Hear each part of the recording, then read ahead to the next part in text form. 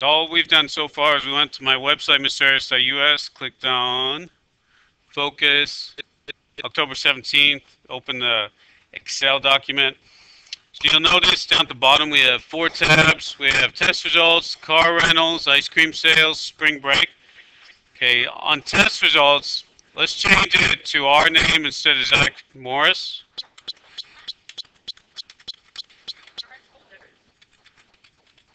So I want you to change it to your name so you can think of this as yourself in math class. We're going to get the total, so click 2 cells under the total, leaving 1 blank, right beside the 8. And then let's look for the auto sum. And I'm going to do this quickly, and then I'll go back and do it again. I just want to show you how fast it is. It's a lot faster than using the calculator. I could just click auto sum, hit enter, go back up to 30, and drag it down. Way faster than the calculator. Here, I'll undo that and do it again. I just wanted to show you it's faster than the calculator. So I click on the cell where I want the total. I'll click on auto sum, which looks like an E that somebody stepped on. And it guesses I want to add these up. Usually it guesses correctly. If it did not guess correctly, I would just select the cells that I did want to add up. I'm going to hit enter. Move to the lower right hand corner. Oh, I'm sorry, you have to click back on the 30. Without touching any mouse buttons, I'm going to move to the lower right hand corner. When the big plus turns into a small plus, I'm going to click and hold, drag it down. So, big time savings. Anybody need to say that again? All right. So one more time. I'll be in the correct cell where I want the information to be added up. I'll click on auto sum. It guesses this range of cells I want to add up. I hit enter. Click back on the total. Move to the lower right hand corner. When the big plus turns into a small plus, I'll click and hold, drag it down. All right, so we want to get the average, but it's going to be the average for the whole class. So see where it says average? Let's double click on that and change it to average for entire class. And I won't be able to see that after I hit enter, so I'll just move in between A and the B. Really, right there, double click.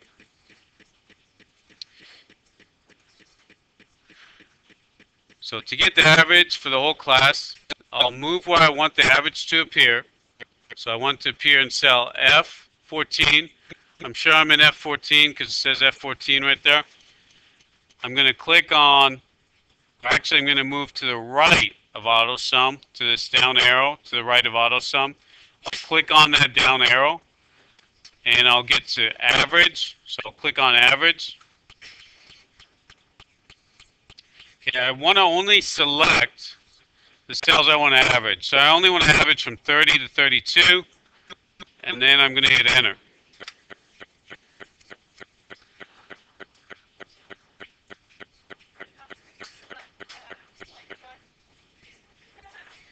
Don't select the blank one.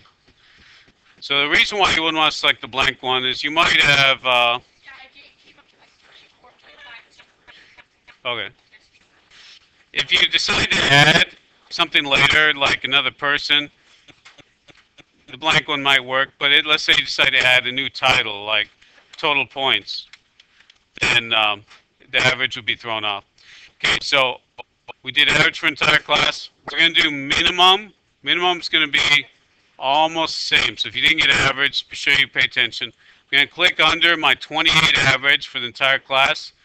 And to the right of auto sum, I'm going to go down arrow and choose minimum.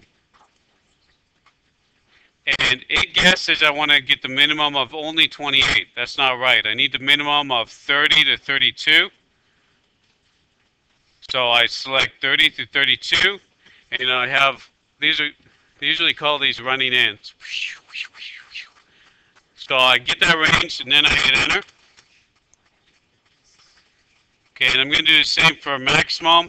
Down arrow, choose max. I don't want a maximum, just these two. I want the range of 30 through 32. So I select that range and then hit enter. There we go. Let's go to car rentals. Car rentals is the toughest one on here. We're just going to do one of these in car rentals. So be sure you pay attention, because you're supposed to do the rest of them. Keep in mind this one's extra credit. So if you throw in the towel or don't feel like doing it, it'll only hurt you if your grade's hurting. So click where you want the first total. And it helps to think about this a little bit so you know what you're trying to figure out. If you look at this and imagine you're renting a Mazda 323 for 8 days, and you need to know how much you're paying per day to know how much your ultimate bill is going to be. So it says under car category C. So I'm going to look up here to C. And it's $25 a day. So it's going to be $25 times 8 days. It's going to be about 200 bucks. So we're going to enter the formula for that. So let's be ready. There's a kind of a shortcut, which doesn't seem short when you do it with me, and it takes 5 minutes. But after you learn to use Excel, it'll be a shortcut. So we hit equals on the keyboard. Equals tells the computer we're going to have a formula. And so every time we try to calculate something, we don't use the auto sum shortcuts. We'll most likely be using equals. So equals tells the computer is going to be a formula, just like in math class. $25, because remember, $25 times 8 days, times, so shift to number 8, and then click on the number of days. Okay, I'm going to hit enter, and I know some of you didn't get it, so I'll do it again. Whoops. All right, here, what happened there? I put in times 8, and then hit enter. 200 bucks.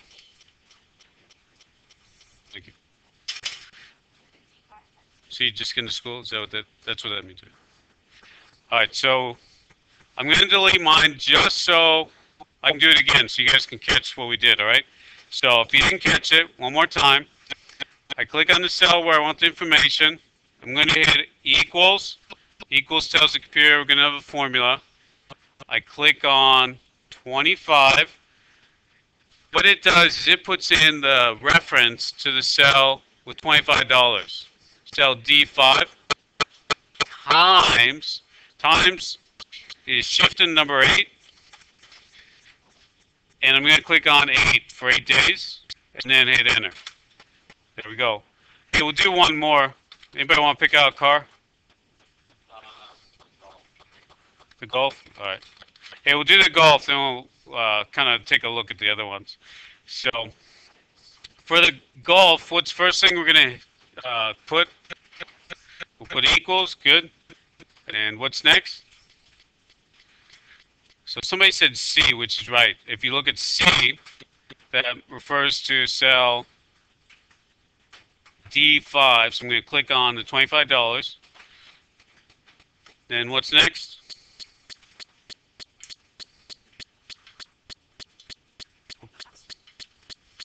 Oh, yeah. Asterisk, so shift in number 8. So that's the same thing as times. And then we're going to click on the number of days, which is what? So it's the number 6. Good job. So we have equals D5 times D19. So it's the same thing as 25 times 6. Bam. 150 bucks.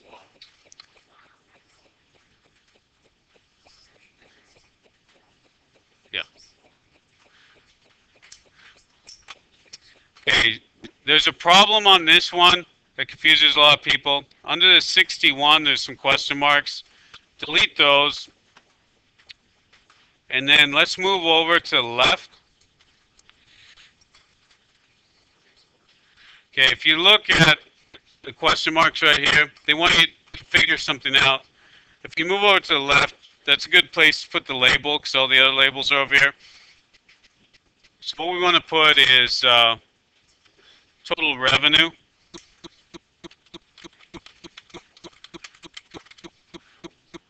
Here, I'll blow it up. Maybe that'll help. Or maybe I won't. Seems like it's not working here. There we go. Let me scroll down. Yeah, that's the best I can do. All I did was I went total revenue. Oh, maybe here, this will work. How's that? Is that better? So I typed total revenue in cell 821. I deleted the question marks in D21. And what you're going to have to figure out, and you're going to have to think of this yourself, because we already did something similar. I don't want to do the whole thing for you. But this will give us the total amount of money we have coming in. And then see where they put the formula in already for 61? This represents the total days rented or something like that. So think of a label. It'll be something like total days rented.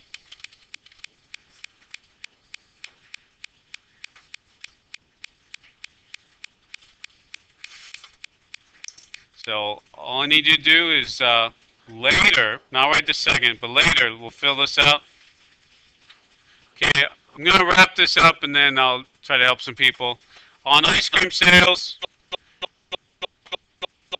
if you think of a real ice cream parlor, on Monday they sold 18 caramel, 24 caramel on Tuesday, 11 on Wednesday, and so on.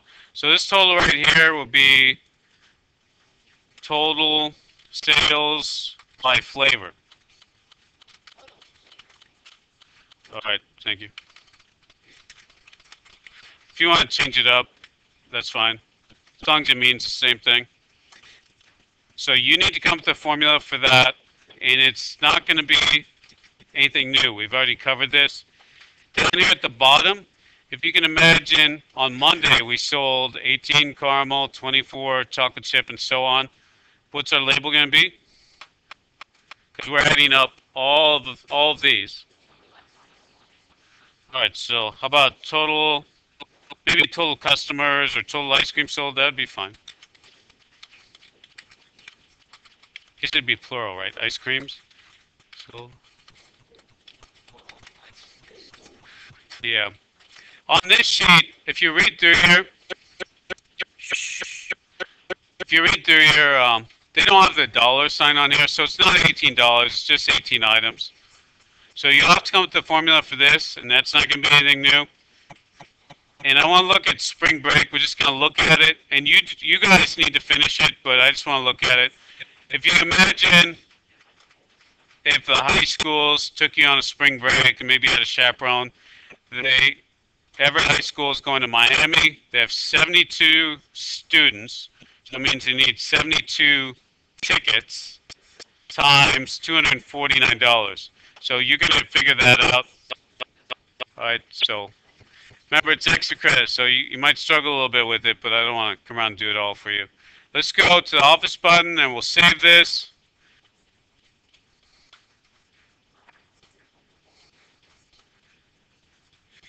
So I went Save As, and I'm going to go to the folder with my name, Focus, and let's name it. It's called ExcelExtra. So because we're period 4, it'll be 4 underscore last name, first initial underscore ExcelExtra.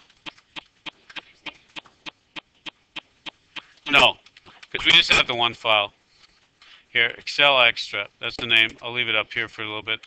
Okay, what I'm going to do is take attendance, call out the missing work, and then, and keep in mind, if I call it the missing work, that doesn't mean